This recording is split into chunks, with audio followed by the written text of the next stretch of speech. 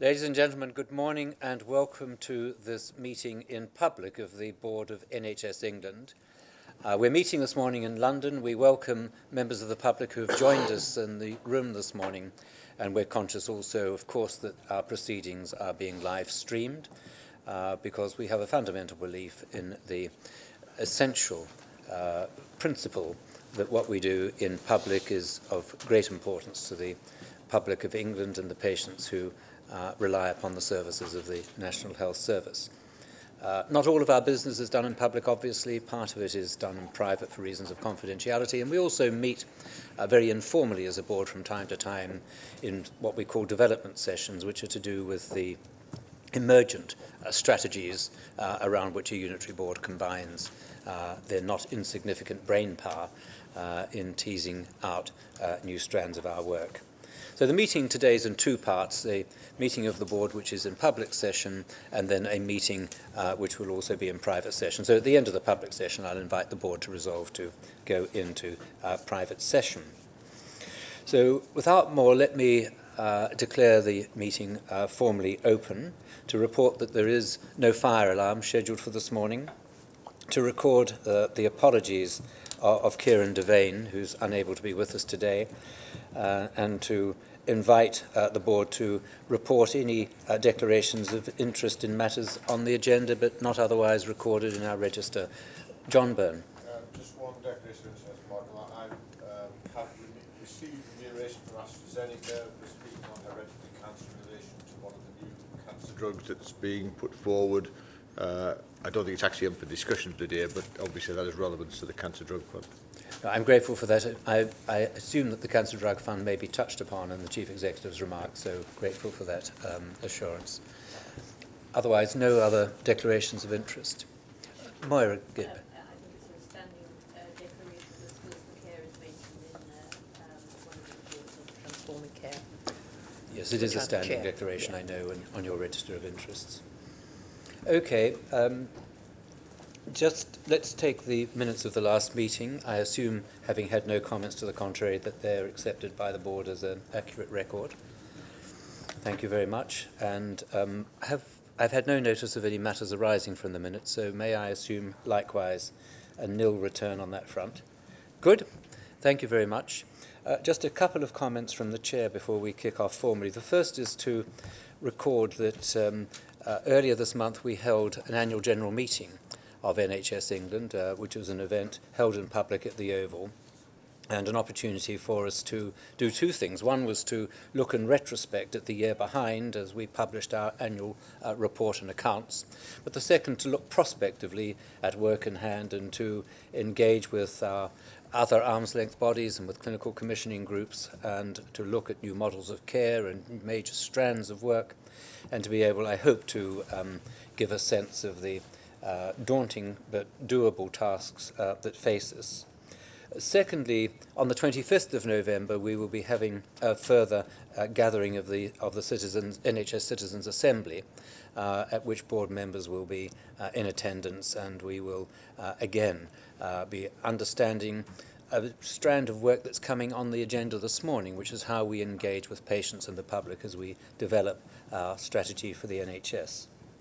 Thirdly, just to record that these are indeed particularly difficult times within the National Health Service, and that our agenda today will be focused very clearly, not solely on the immediately challenging issues affecting the NHS, where our concern is to ensure that risk is appropriately identified, mitigated and managed, but also to keep our focus on what NHS England can bring to the system, which is a sense of stability, a sense of purpose over time, and a sense of ambition of what can be achieved within the resources that we have and over a longer period than is sometimes the case in pursuing government policy.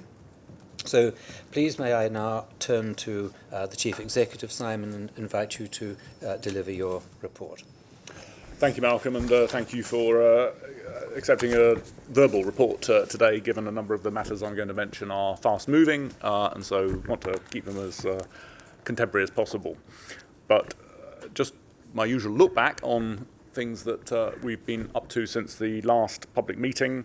want to record thanks to the team that helped organise our AGM on October 21st, which I think by common consent was a worthwhile occasion and coincided with the event that the board attended with the Mayor of London and the LGA to talk about the London reform programme 1 year on from Aradazi's prior report.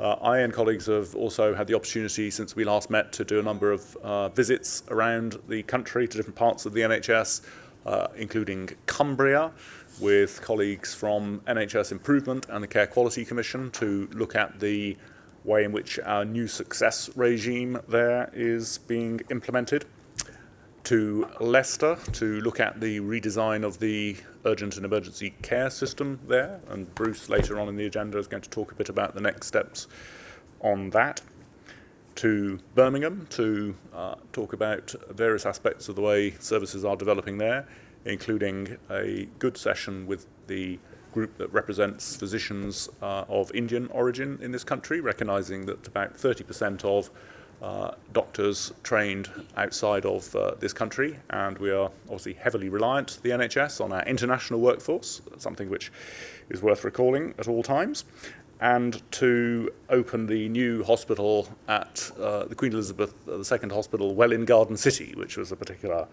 pleasure.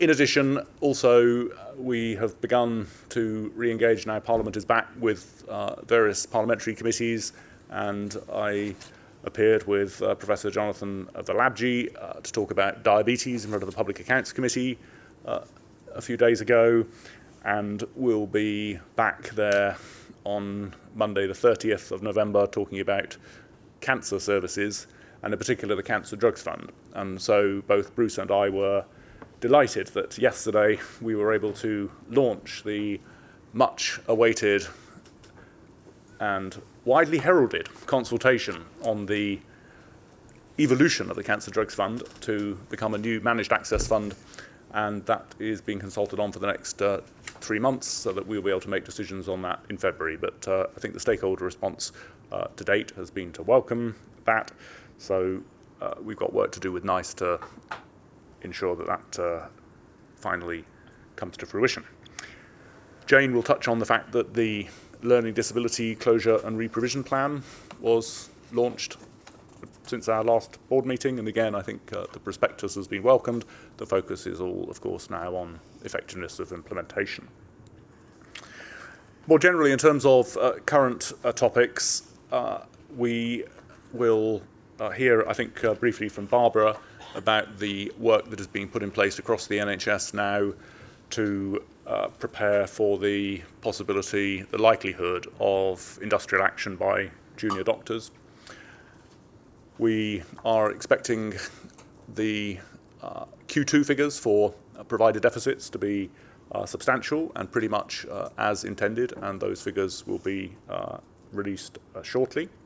And all of that, of course, is playing into the context of the spending review discussions. I have been pretty upfront and transparent about the nature of the asks that the National Health Service has and the need for progress, recognising that the extra real terms minimum £8 billion that we asked for, if secured on a straight line basis, 8 divided by 5 years is 1.6 billion. Obviously, there's a debate about whether that is doable and if front loading is possible. I'm not going to give a running commentary, but all I would say for this morning is that while discussions are not yet finalised, progress is being made. That should put us in a position where, at our public board meeting on December 17th, the board will be able to consider funding allocations for the National Health Service, not just for next year, but for subsequent years as well. And with my colleagues, chief execs of the other national NHS leadership bodies, we will be holding a meeting for all NHS frontline chief executives on Friday the 4th of December in Leeds to discuss how we will be taking forward the SR settlement in the context of the planning process for next year. I think those are the main points, Malcolm, that I wanted to mark our collective cards on before we get into the substance of the agenda, but obviously if there are any questions, happy to take them. Well, thank you, Simon, for that summary of a very dynamic picture. Can I just invite any members of the board if there are any comments or queries to the Chief Executive? Many of the matters that you've touched on are otherwise coming up on the agenda, so with your consent, shall we move on?